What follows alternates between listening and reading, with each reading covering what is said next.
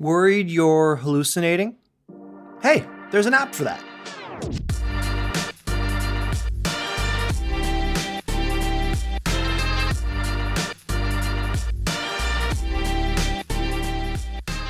Hello and welcome to another episode of the BetaKit podcast. I am Douglas Saltis, editor-in-chief of BetaKit, and my co-host, as always, is Rob Kennedy. Now, we've talked to a lot of virtual healthcare companies on this podcast in the past. What's it like when an app doesn't connect you with a doctor? It's the medicine. That's what we're going to discuss today with A4i, a platform for supporting the schizophrenia and psychosis recovery process. Joining us today are Amos Adler, A4i's CEO, and Dr. Sean Kidd, A4i's Chief Scientific Officer and Division Chief of Psychology at CAMH, the Center for Addiction and Mental Health, which is a psychiatric teaching hospital located throughout Ontario. Now, the CAMH connection is important because we talk a lot about the need to extend mental health care beyond the walls of facilities like CAMH on this podcast, and about how digital therapeutics differ from telemedicine with some really neat features. But we also talk about why it's so hard for people coming inside our health system to get the support and funding needed to provide this type of care. The answers, sadly, might sound a little familiar after 2 years of podcasting about COVID, but let's dig in. All right, gentlemen, I think probably the best place to start to dig into this, could you guys just walk us through like your meet cute scenario of how you came together? I want to lay that out before we get into like hallucinations, like that stuff later down the road. Absolutely. My name is Amos Adler, and as co-founder of A4i, on the business side, I bring essentially the commercialization and sort of digital health lens, I guess you'd call it, to the picture. My background is really 10 years in digital patient engagement and digital health. So that's really sort of my perspective here is how do we turn interesting IP into business things? So I'm Sean Kidd, and I'm the Chief Science Officer of A4i. And so my contribution there is, as the title implies, is all things research, evaluation, and those sorts of things. But as well, I'm also the clinician on the team. So I bring the know-how around, patient engagement and understanding the symptoms that the problems that we're trying to approach and the populations we're trying to approach. And yeah, so A4i is both a technology, or going to be a set of technologies really, and a joint venture. And A4i is a joint venture between the Center for Addiction and Mental Health here in Toronto, which is Canada's largest academic health sciences center focusing on mental illness and addictions, and Memetext, which is Amos's company, which has a whole bunch of digital therapeutics for a bunch of indications and has been around for quite a long time. And sort of how we came together is I was that kind of scientist and clinician with some ideas about a gap, some frustration about a lack of solutions.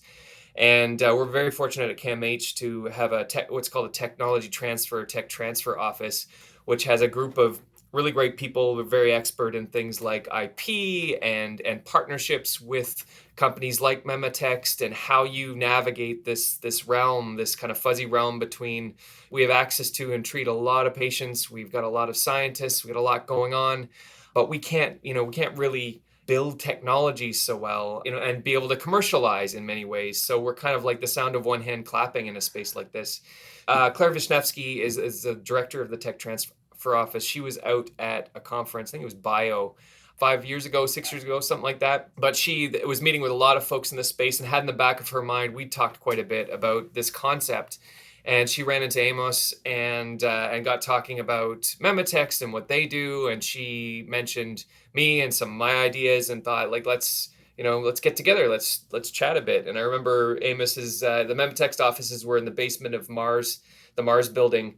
We went over there and just kind of started to get a dry erase board, and we had no funding or anything really. It was just kind of like, let's just think about how this could work. And I really liked Memetext was great because it just really was not the sort of stereotype of app people where it's like a lot of hand waving and stuff like that right at the get-go. Is very just a very systematic kind of approach, a very scientific approach. And like, let's figure out what are the requirements. Let's do co-design. Let's go slow and iterate and all this stuff. And that got us set up with, we were fortunate to get some seed funding from the CAMH Foundation. Some of the hardest money to get in this space is to take a leap of faith on that idea.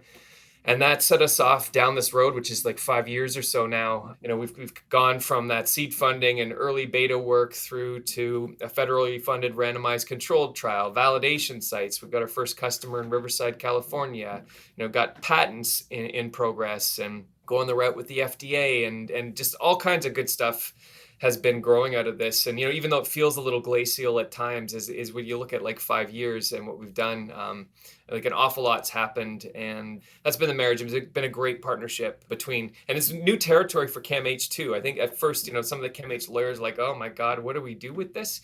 Whereas perhaps in other, like the States, for example, like this is a lot more standard fare. We're amongst the first few companies of this nature for a hospital like CAMH in Canada to build a business in between the two of us. And I'll just stop by saying that the reason we became a company as fast as we did is we were fortunate to win the JLabs Quickfire competition. And a requirement of that is you have to be a company. You can't just be a technology. So we said, well, let's be a company like next week. And so we just figured it out. Okay, so both subject matter experts in different fields. And I guess, Sean, you were just talking about digital health. I think when we had connected previously, we were using the term kind of digital therapeutics. We've had a lot of what BetaKit broadly covers as health tech on this podcast previously. And the long of short of that has been mostly related to telemedicine, even within kind of those services that are engaged with mental health. But what is digital health? What is digital therapeutics? How does that differ from some of the apps and services we've seen explode, particularly since, COVID really changed everything? So, in mental health and my areas of working out of CAMH. So my primary job is out of the Center for Addiction and Mental Health here in Toronto as a scientist and psychologist. Most of my background is in more severe mental health challenges. So a lot less kind of just general life stress and well-being and those kinds of things, although I know about that, but it's more in reaching those who have really serious mental health challenges. Like telemedicine in an area like schizophrenia has been around since something like the 1950s or 60s. Of course, it's primarily involved usually psychiatrists, often, calling up remote communities where there's not a psychiatrist, trying to figure out what's going on with the person who might have a nurse or a case manager and doing some prescribing or perhaps some therapy. And then we've seen the evolution through to synchronous and asynchronous delivery of CBT primarily. And there were some trials of that, and that was really well underway pre-pandemic. And some promising outcomes from that. It certainly wasn't definitive, but there's some indications that it can be almost as good or as good in some circumstances as in-person therapy. And then those are both just like digital access to care, essentially. Yeah, digital. And I don't know, telemedicine, is that digital? In the 1950s, I don't know what you would call it as wires. Then kind of heading into our current frame. And, it's been an interesting ride. Like before I got into this work with Amos, I just happened to have a postdoc of mine who did a systematic review of tech in the area of adolescent anxiety and depression. And she found something like, 2,000 mobile applications in that space. This was 5-6 years ago, maybe 7 years ago. And only maybe 8 or 10 of them had any research surrounding whether they work or not, which is pretty disturbing when you think about it. But yeah, and this is the landscape. Now it's just exploded in so many directions. I think the path we're trying to carve, maybe getting ahead of myself here, is to try and be amongst that 8 or 10 who are doing the validation and trying to build the evidence. So Rob and I are going to pretend to be really dumb and not know anything about this, and then we'll go really small. I just want to break down, even when you're talking about CBT, you're talking about cognitive behavioral therapy. Rob and I talk very honestly about founder issues with mental health and those struggles. It's not to just diminish those struggles, but I think the specific targeted wedge of mental health that you're focused on is when it gets real bad or is amped up to a level. Could you put a box around so that I don't, like a jackass, try to poorly define it, what level of mental health we're really dealing with here? It's very much a spectrum, as almost these things are almost always are. The worry and dissatisfaction that somebody who might consider themselves doing quite well might have, waxing and waning from time to time, is very normal, as not everyone is feeling perfectly happy and fine all the time. To my mind, it really comes down to almost a bit separate from whether we're talking about an addiction or anxiety or depression or any combination of those things. For me, it really comes down to functioning, is how much it's impacting a person's ability to look after themselves, to look after other people, to do the things they find rewarding and they need to do to maintain the lifestyle that they need to. Those really fundamental things, and where kind of the parameters around like severe mental health challenges come in is where really whatever the challenge is, it's starting to impact people at a level where they can't do those things that are kind of the basic things that we need to do, that it can't work anymore. Relationships are breaking down. They go into poverty because they can't sustain themselves, because it's just whatever they're struggling with has gotten in the way so profoundly. And this isn't to diminish, there are many people that are employed and have relationships and suffer a great deal, not to diminish that. But in the frame that we're concentrating on, we're really wanting to look at those folks who've really kind of lost large swaths of their functioning.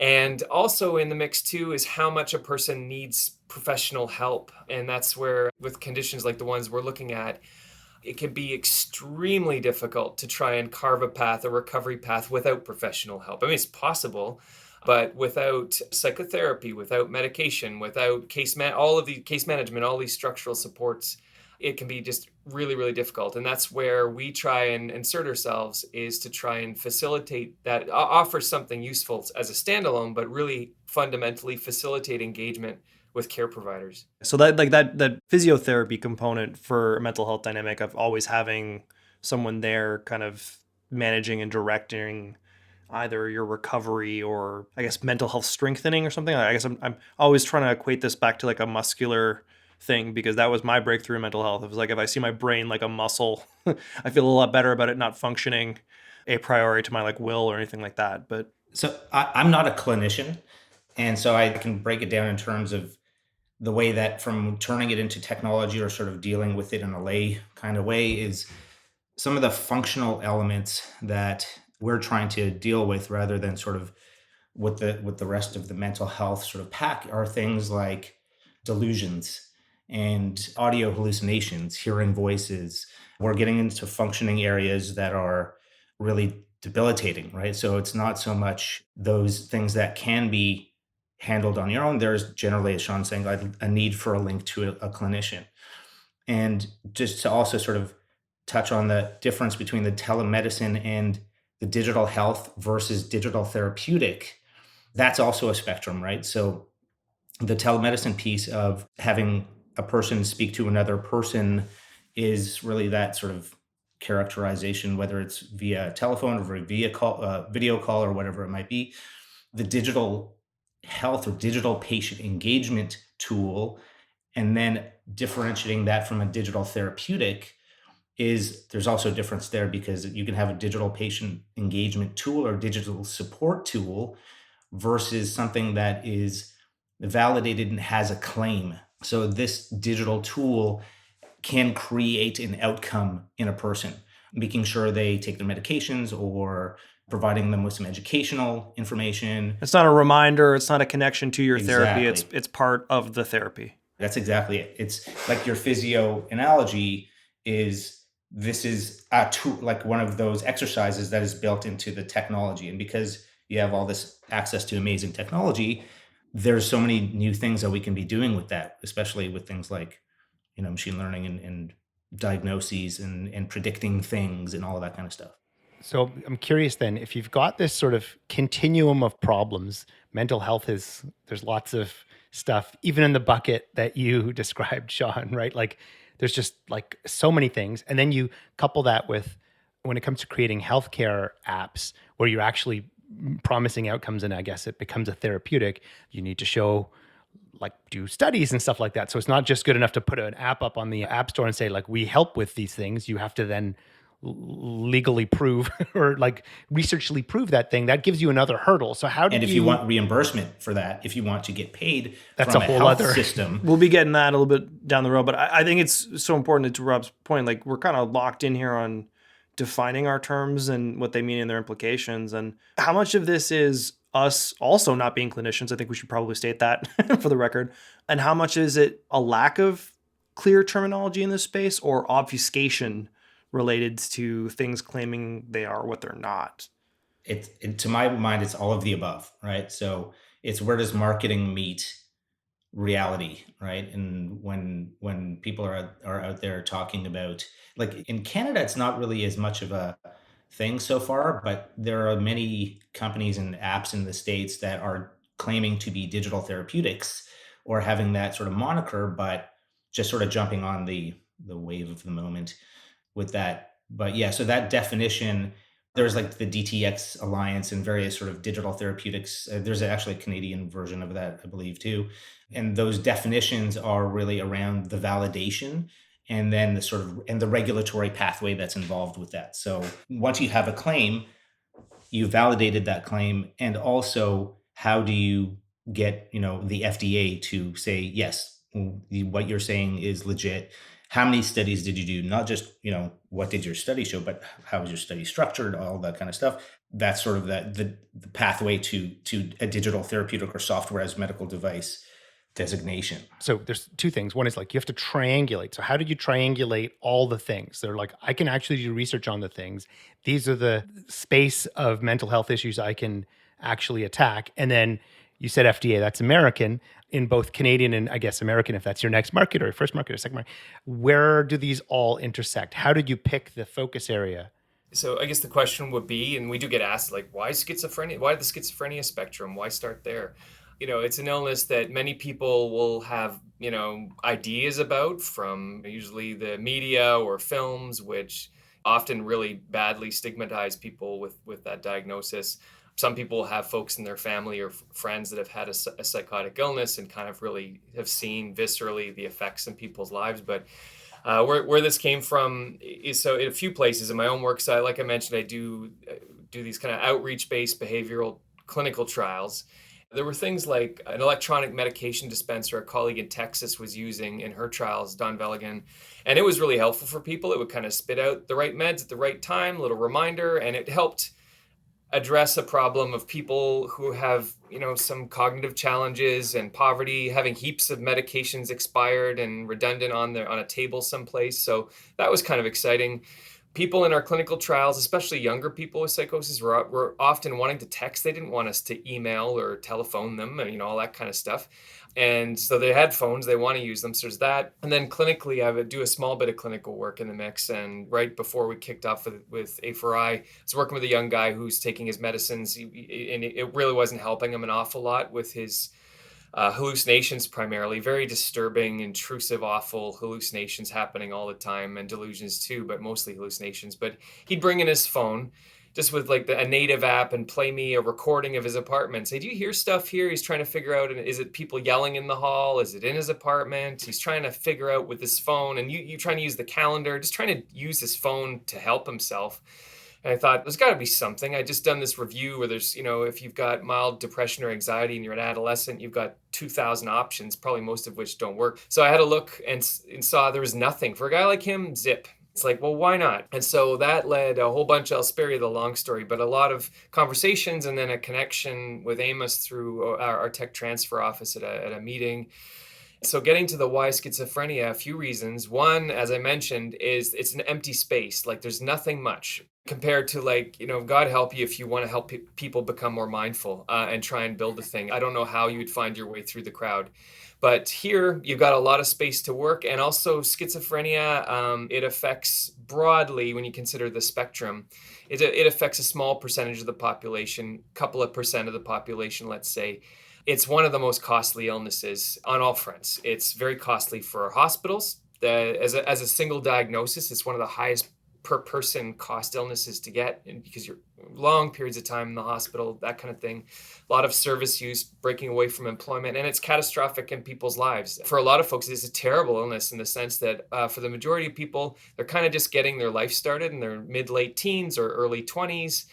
And they get hit with a psychotic episode, and it can often just completely knock their life sideways. They're out of school, relationships burn down, and awful lot of they get engaged in self-stigma. A lot of stuff happens that really profoundly disrupts their lives. And you can, if you maybe have some people who've had connections here, but it really disrupts their lives and is really incredibly painful for everyone supporting them. So a bunch of reasons why I land here. And then I'll end by saying that We never thought of our technology as just a schizophrenia technology, because in many ways, people with schizophrenia, they may or may not have delusions in a moment. They might be treated with medicines, but they might also be, or therapy, but they might also be super anxious or really depressed. There could be any number of things they're struggling with. So we consider ourselves what's called transdiagnostic, meaning we're less interested in focusing on one specific illness, but looking at, as I mentioned, severe mental illnesses where there are common factors across these illnesses. And that's where we want to tackle things, both in terms of the indications, like Amos mentioned, but how do we connect people with their providers? Because there's a drop off. About 50% of people after a hospitalization with schizophrenia leave the doors of the hospital after an inpatient episode and drop out of treatment. They don't take the medicines. They don't come back for appointments. And that's the cycle. And so something's going wrong. We have a badly underfunded mental health system. In the ideal world, they have all kinds of outreach, perhaps longer stays in the hospital, a lot of needs there we can't address. So that's where, as a technology, this is where we can step in with being quite cost effective to try and have a small difference in this space. So to be honest, it resonates probably with our audience more broadly from an entrepreneurial focus of like, you've got your MVP, you've got your target initial demo, and you're going to expand beyond that. But I have to say to that, like, two things. One is that from a healthcare perspective, I'm assuming you thought about the compliance of the patient, right? Like you said that they had phones and that schizophrenic folks have phones and they use them. That's not a guarantee, depending on the kind of problem you might have and the income bracket you live in, you might not have it. So that probably helped your decision. But I kind of want to just ask a question here about MVPs and moving fast and breaking things. With forgetting the healthcare aspect of it, you're supposed to focus when you're building a startup and focus on solving a narrow problem. And maybe that's a wedge to solving a larger problem, but you pick your battles so that you can focus because you're not a gigantic conglomerate.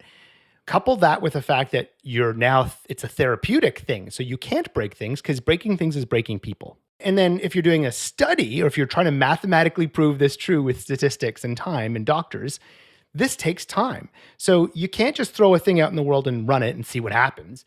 You have to be more specific. You have to pick your ailment, and you have to do some sort of longitudinal study. And then I guess, and then you can't make any claims or can't call it a therapeutic. Like, how do you build it? What is the MVP of a study? You know what I mean? I'll tell you from like the entrepreneurial perspective of like, yes, you want to iterate, break things, move fast, fail fast, do all the things, right? So there's two things that are in your favor as a digital therapeutic, and it's also sort of a double-edged sword. One is the time frames for this stuff is super slow. So it's not like if we can't get it done, there's 17 other competitors because it is so slow and painful. It keeps people out of the space. That's your moat. It's your moat. Your moat, like healthcare has its own natural moat of independent pain. of all this. Yeah. So that's really the big one in terms of the paradox of healthcare and lean development, or whatever you want to call it nowadays. There is an element of parallel validation that happens. So you're doing multiple studies and multiple validations at the same time. Designing for health, there's a bit more of a process in terms of like paper prototyping, focus grouping. It works in a spreadsheet, and then we can make an app of it. So kind of, but there's also pieces of evidence that you want to take from the science that you bring into the technology, which sort of gives you that already layer of validation. So if you're using a validated tool or assessment, though there are certain pieces that are kind of like institutional elements of healthcare that you can bring in. But it is not the same as, build a cool marketing app or social app and then get scale to 10,000 users. Like that's just not how it works. And that is real fun time trying to convince regular investors in technology to say, well, where are you? How come you don't have 15,000 users? Well, we're doing a study with 80 people per arm compared to a sham and compared to treatment as usual, and most of the time it just sort of goes over the heads of the people that you're dealing with. However, there is a community of digital health in Canada that gets it, right? And they're looking for science, they're looking for IP, they're looking for markets. So our differentiation being sort of severe mental health. So we're not in the Mindspace and calm.com. We're not, or Headspace. We're not in the sort of... You're not Mind Beacon or... No. So we're super specialized, super IP, super trying to fit as much science as we can. Obviously, there's a data science component to what it is, but the regular market things still apply. So customer discovery, iterating on business models. And the science is sort of happening at the same time in parallel to all the startup fun stuff. And hopefully they converge at some point.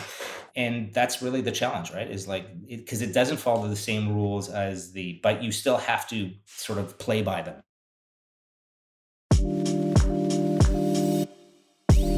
The Beta Kit podcast is brought to you this week by Cisco. Now, Cisco wants you to join them at the Hockey Hall of Fame in Toronto on May 5th from 2:30 to 5 p.m. to learn all about how migrating from an on-premise phone system to the cloud is the perfect solution for your business's needs. From easier collaboration to simpler remote work, cloud calling has you covered, and you will hear at this event from industry experts, and attendees will also get a chance to win exciting prizes. So to learn more or to register for the event, go to www.business.bullfrog.net/hockey, and we'll see you at the Hockey Hall of Fame. I want to go back to the actual therapy because in thoughtful ways, I think you're both describing what you're not. And I think in some of it, I'm hearing some dismissal of, if not some of the services that we've covered before, maybe some of the airspace that they get for essentially being health tech's version of fintech, which is like common medical practice that you can just now get digitally, which we probably should have had for the last 30 years, but is suddenly like whiz bang new.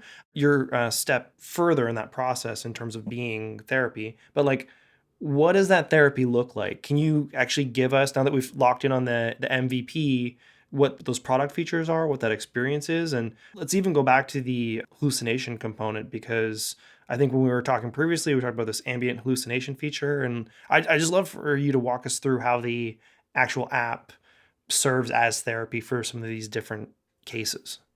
The point of the app is really reducing isolation and then providing a few key components around what we call cognitive remediation. And I'll leave that clinical stuff to Sean. My sort of part is the strategy of making sure people are engaging with the app, that the app has strategies around making sure people are coming back to the app on a regular basis and collecting the data that we need to do in order to make the predictions and do the cool things that we want to do. It is comprised of a social feed, or we call it like a Facebook for your life, where you see peer-to-peer content, anonymized and secure. So there's no names, there's no genders, nothing like that. And the feed also shows you evidence-based content, or CBT related content, that is personalized to you based on how you answer a questionnaire when you're prescribed the app. In conjunction with that, you also see what's coming up for you in your day. So appointments that are coming up for you, goals that you're trying to achieve. And these are like very simple goals that you set out at the beginning, like I want to go for a walk every day, or call your dad, or those kinds of goals that are sort of established at the beginning. That makes up the feed where people are literally coming and commenting on things. And the data that we're collecting there, we're building our data sets for sentiment analysis and sort of an evidence-based sentiment analysis tool there for risk detection, essentially. So that's number one. Number two is there is sort of an asynchronous conversation between you and your care provider or case manager. So we call it tweets to my shrink. We have all sorts of nicknames for everything. And that's sort of a limit of 140 character limit of things you can mention, and then it comes up on the clinical portal for the case manager. And then some of the more specific tools that you touched on is the ambient sound recorder, or the ambient hallucination detector. We call it Shazam for your brain. So basically, you press a button, it visualizes sound to help people decipher if what they're hearing is real or not. And there's some IP around there. There's some machine learning components there for additional sort of detection. And then we're collecting ambient data around sleep and activity, and all these things are starting to build what we call our digital biomarker strategy, which is essentially building data sets for feature predictors or understanding potentially predictive markers for relapse and readmission.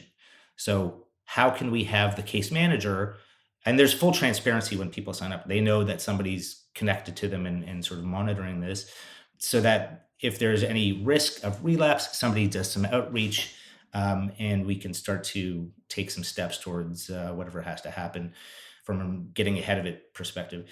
This all started from some of our early feasibility tests where we saw that a few people were obsessively refreshing the app. So 400 or 500 times a day.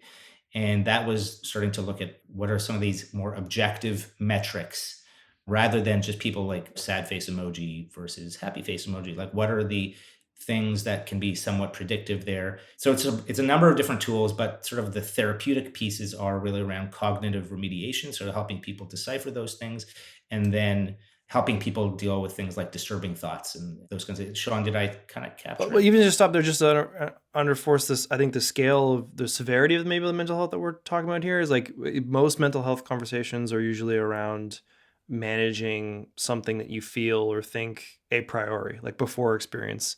But some of these circumstances you're describing are very much experiential, and triangulating that as grounded in reality rather than something else is a next level beyond. But this is a prescribed app, right? This isn't like a freemium sign up because you heard about it on a podcast, ad or otherwise. It's prescribed and you have a case manager. So it's as much of a tool for your mental health case manager as it is for the individual, correct? Most definitely. And it's sort of thinking about, and one of the fundamental problems we're trying to address is on the treatment engagement side is most folks with schizophrenia, they might have an appointment for half an hour with a case manager once a month. And you can imagine what you can get done in that time. How's your month been? And trying to like check in on medications and goals. And Took us 30 minutes to get the audio right to start this podcast. yeah, I mean, it's just like we've all had the experience of going to see a physician and you've got this short time and you forget to ask half the things you meant to, or you just get anxious and it just goes by quickly. But you can imagine when that's happening with somebody that has some pretty serious struggles and a lot going on. So that's where this has really been designed as putting some tools in people's hands to help them on with their lives, help them with their recovery. Is how can we facilitate that back and forth with clinicians where they might be able to say, hey, it looked like you had a real dip in your mood a few weeks ago. What happened there?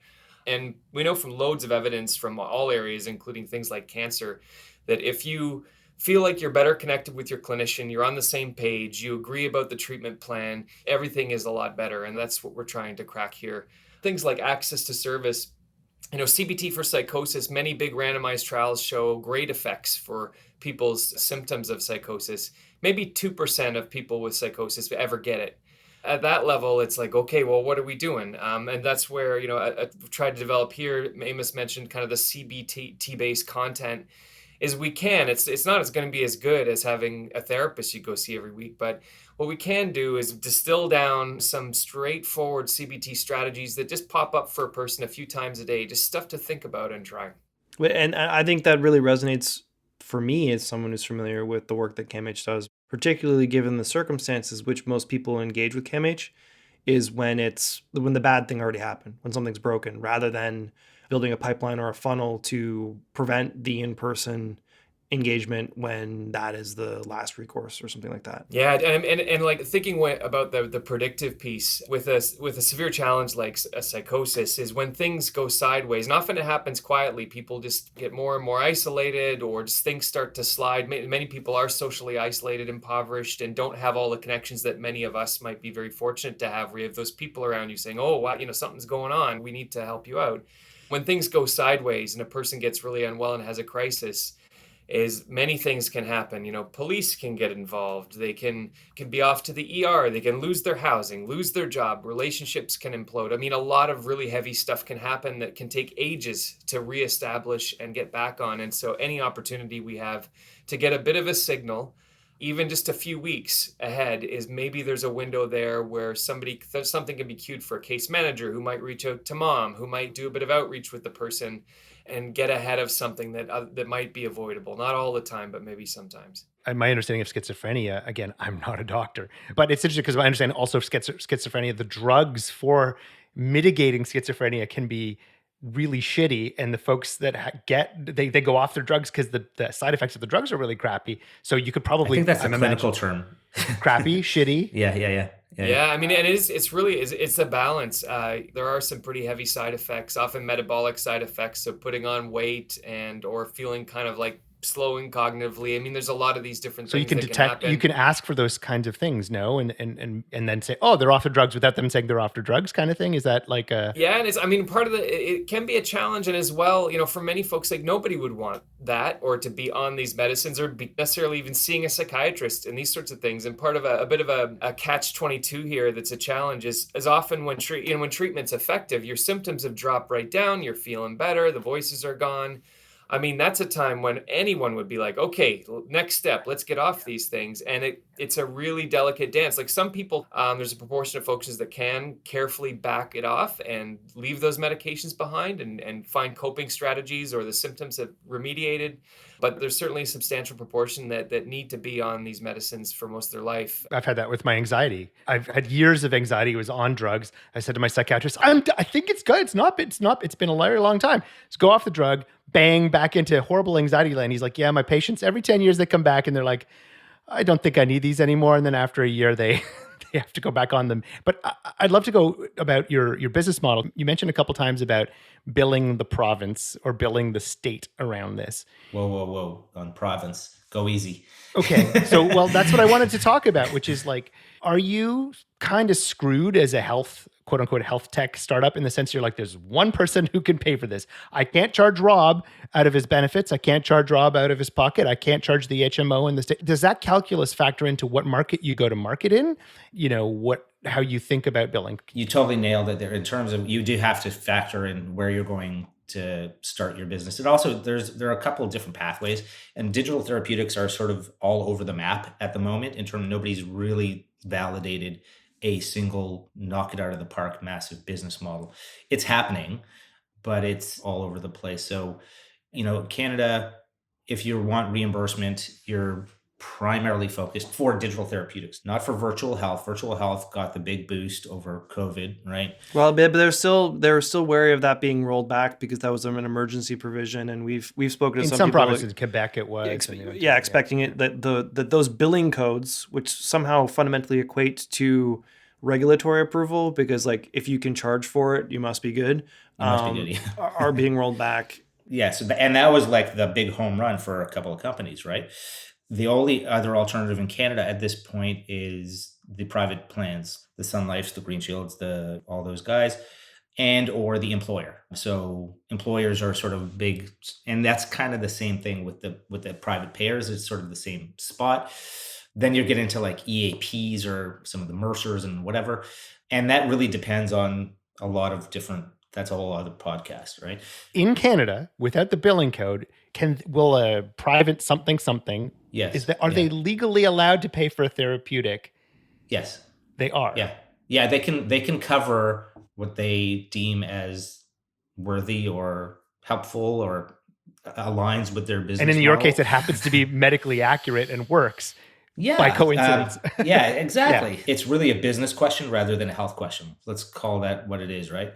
With regards to the province, it's all over the map. And it's frankly, as a strategy, to start in the States and then come, it's like, you've got to make it big in the States and then you can come back. It's a very Canadian way of doing it. Yeah. So then do you go to the HMOs in the States or you just go to insurance? So there's multiple spaces in the States in terms of public payer, Medicaid, Medicare payments, private healthcare reimbursement. So the Big Blues, the Humanas, the HMOs, the Kaiser Permanente. So you've got the hospital systems. So there are business cases for the payer. There are business cases for the provider, because either you're reducing costs, reducing readmissions, or increasing billable events for the provider. Or then there's good old pharma, right? Everybody loves pharma as well. And there's also potential for what we refer to as, or what is referred to as value-based care, value-based contracting. So how can you play the middle ground between the pharma and the payer in terms of proving that a drug works to a payer by doing remote patient monitoring and also increasing adherence or a product uptake for the pharma. So there are magical ways of doing these things. Do you have a thesis? Do you have this is our plan of attack, understanding that it'll change with data and people and time and law? Yeah, for us, we are sort of in that zone of, we believe that scale comes from lifting all boats. So working with the payers, working with the providers, and potentially bringing partnerships with pharma as well. But the real sort of aligning with improving outcomes, improving people's lives, improving engagement between providers and patients, that's where we want to be, right? That's the scale question, is in terms of, if you look at some of the people that have gotten public reimbursement, where they've gotten a prescription fee from the state. For example, in Massachusetts, Therapeutics got public reimbursement for one of their apps. WellDoc is another example that has public reimbursement, and actually, private reimbursement from different health plans or insurers throughout the states. That's kind of our model. There is a pharma piece of the puzzle that is complementary there, because if you can work with the pharma in terms of that value, sort of helping the value-based equation for them, that's also a great route, but it's a much slower, and that's kind of an IP route. So you're basically hoping that this is almost like a medicine that they want to sell themselves. It's interesting because it's going back to the point before, which is like, what's the ailment? You have to medically prove that the ailment is like the therapeutic works. And oh, by the way, there's that little thing of the business model and how you go to market. You're not just putting it on the App Store and selling. These are, each one of those things is a big freaking. Oh no, it's a big. I feel like a little graphic of my life, which is like, you climb a mountain, and then at the top of that mountain, there's another mountain. Okay, at least it's not Sisyphus. That could be worse, right? Yeah. So break it down because our audience at this point is relatively familiar with all the health tech conversations we've had, that usually these frustrations, and part of the reason that we have them as conversations like this through a podcast rather than directly our reporting on BetaKit, is usually people in the health tech space are much more likely to gripe on a podcast than in a written article on BetaKit for some reason, because they generally fear the province. But when we split down issues in our healthcare system embracing health tech, there's a couple different ones. There's health tech solutions that are trying to get in hospital that can't find the right purchase decision maker, versus the people that actually would love that tool, like something that can eliminate pagers within the ER or something like that. There is the telemedicine contingent that is living and dying on a billing code allowing their service to be adopted, or somehow being equated to regulatory approval for anyone to adopt it. And then there's a third category of people who build technology in service of like fighting a global pandemic, and they can't get the province to give them fucking time of day because of some other reasons, or like procurement contracts signed with China, or a variety of things. What do you feel is the biggest inhibitor for you to be more broadly adopted within our health networks? Because this is different than like a tiny startup connected through, well, let's choose a university other than U of T, pick your university, that is just trying to get on the radar of the variety of the health networks. Like, this is a CAMH joint venture. Like, you're in the system. On the outside, it seems very frustrating to me to, again, learn that even the people inside the system can't get through innovations into the system. So I'm just wondering where you feel the biggest blocker is on that. But I think part of the reasons why we have this conversation on the podcast is it touches a broad swath of not only digital individuals, people interested in a variety of verticals, but then average citizens who over the last 2 years have noticed how many of our social systems aren't working so well, and how there seems, because they work in the digital or tech space, to be solutions at hand that aren't being adopted. Having chosen to be in the space that you are definitely going to have business considerations. Like, you guys chose hard mode. It also seems to be difficult for you to even like disseminate your innovation within our health network. And I really want to lock in on, and forget the US, fuck the US, this is a Canadian focused podcast, within our provinces and territories, what you feel would be the biggest inhibitor or the tipping point to change if that inhibitor did something finally. I will say one thing, that it is changing. This is not a static thing. It has been changing. Whereas over years ago, talking about innovation in digital therapeutics and digital anything, it was education. You were teaching people stuff. Now there are some fundamental barriers to procurement. Again, something that's changing. There's some real players out there. Bio Healthcare can. There's some organizations that are there to try to facilitate this to happen. But there are, there's definitely barriers in the system to new things. So one of the things is science is slow. Science is freaking slow. And science by nature, when I first started, it was me versus the PhD. And because a PhD's training is essentially to shoot down ideas from every possible angle to whittle it down to the core of something potentially useful. The nature of the business is validation and repeatable validation and peer review. And so it's not a real business. On top of that, in Canada, it's not a real business. Healthcare is not an actual business. So trying to sell into a pretend business, and when I say pretend, I'm not being pedantic at it. I think I'm a very big proponent of single payer healthcare. It's not a for-profit endeavor. It's not. So there are no business drivers to make things more efficient and work better and work smarter that way. There are quality initiatives, to say it nice, but there's no teeth to anything. And I know we're not supposed to talk about the States, but in the States, there are teeth to quality initiatives. So readmission reduction efforts have teeth. Hospitals have to pay if you show back up in the hospital within 30 days for certain things. We don't have that kind of thing here. So it is changing, but selling into the public healthcare system is a real slow way to experience a lot of pain. I will say that. It is changing, and there are things because of COVID, I will say, but it showed people that you could do deals a lot quicker than making things happen over 3 years. So that's my sort of cynical / optimistic entrepreneur version of the story. Sean, do you have a take on that? I agree. As you're sitting in a CAMH office with your diplomas on the wall, if there was one person that you would want to hear this episode or not hear this episode, depending on what you're about to say, who would you want to be listening to this and having their, because it was the exact same conversation we had with telemedicine where they're like, there's literally no reason that this couldn't have happened sooner, except everyone started caring very quickly. Do you agree with that conception? Yeah, breaking it out a little bit, because I think there's a bunch of factors like Amos is talking about. One, I completely agree with Amos. There needs to be a backbone and organizing principle through which this stuff can be disseminated. So it's not like digital brush sales where you have to go from one community organization to the hospital to the next and have to do a whole spiel and figure out how it works at each individual place. So I think that's been a barrier, but that has been getting better. Hospitals they're kind of slowly coming around to technology. Most hospitals, it's not long ago that people were struggling to just get EMRs up and running, right? And those are still working out glitches with the EMRs. So for a lot of the technologies we're talking about, there's the idea of how do you integrate this thing into what we do? Large organizations, concerns about privacy, and, how do we trust? There's often not a mechanism in-house to sort of figure out what to do with this potential useful thing. Larger organizations are starting to have departments and groups that can do that. So that's coming around.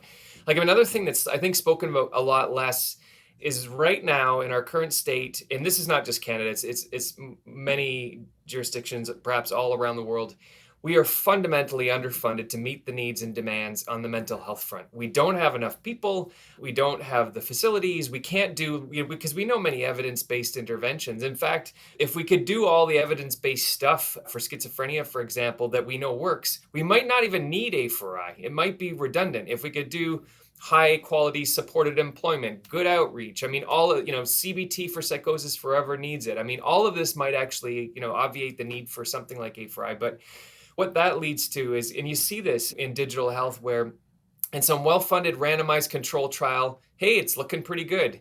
But then as soon as it hits the real healthcare world, that technology is just poof, it doesn't work. And the reason is you're trying to apply it with teams that are tired, understaffed. It's just not fitting in. And, having the proper resourcing to have a baseline that's working well to then bring something like this in, I think that's a consideration. The last thing I'll mention is the kind of pilotitis phenomenon in Canada. I think Amos alluded to there can be a little bit of a risk-averse environment in Canada that you probably have talked about on your show before, where it's we need the fully powered effectiveness trial, the results proven from that. We need clinical validation, and then maybe we'll give you $100,000 to do what you're talking about here. It's you feel a bit stuck in terms of getting the proper resources to do this. And this is something we're constantly struggling with is we'd love, and there are many opportunities. There are many hospitals that would say, sure, let's get started tomorrow. Let's get you in here and we can do this. But it's getting that funding to do that. Everybody is saying this, but it's extremely difficult, and proper funding. And, I talk about this in my youth homelessness realm as well, is it can be easy to get pilot money. But to get the money to do the boring stuff, like the stuff about setting up the proper infrastructures and processes to make things work, like that's not a Toronto Star kind of story. That's hard money to come by, whether it's from government or anyone else. These are, I think, a few of the major barriers. And we do see, with the feds, there are some initiatives happening that are starting to tackle some of these big infrastructure kind of challenges, but yeah, a long way to go. Well, I hate to break it to you both, but this was definitely the trial podcast that we were recording in anticipation of recording the real one next week. So are you cool with running it back and we'll do it? No, gentlemen, I appreciate you both coming on. I hope at some point you can find the resources that you need and all Canadians can have access to your app. And then I hope ultimately that none of them need it. Yeah, you can definitely go on for another 2 podcasts at least on, at the end of the day, business is business, right? So whatever that business environment is, that there's still optimism for me in Canada for getting these kinds of things into play. We're not the only digital therapeutic anymore. There are other companies in Canada that are making a go of it. And this is, in terms of health tech, this is pretty bleeding edge stuff to, software as a medicine is pretty Shazam for hallucinations, pretty bleeding edge, I would think. Copyright, trademark.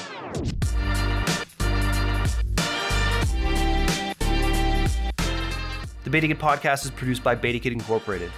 It's edited by Katie Lohr, and its hosts are Rob Kennedy and me, Douglas Saltis. To learn more about how you can support this podcast, head to patreon.com/BetaKit.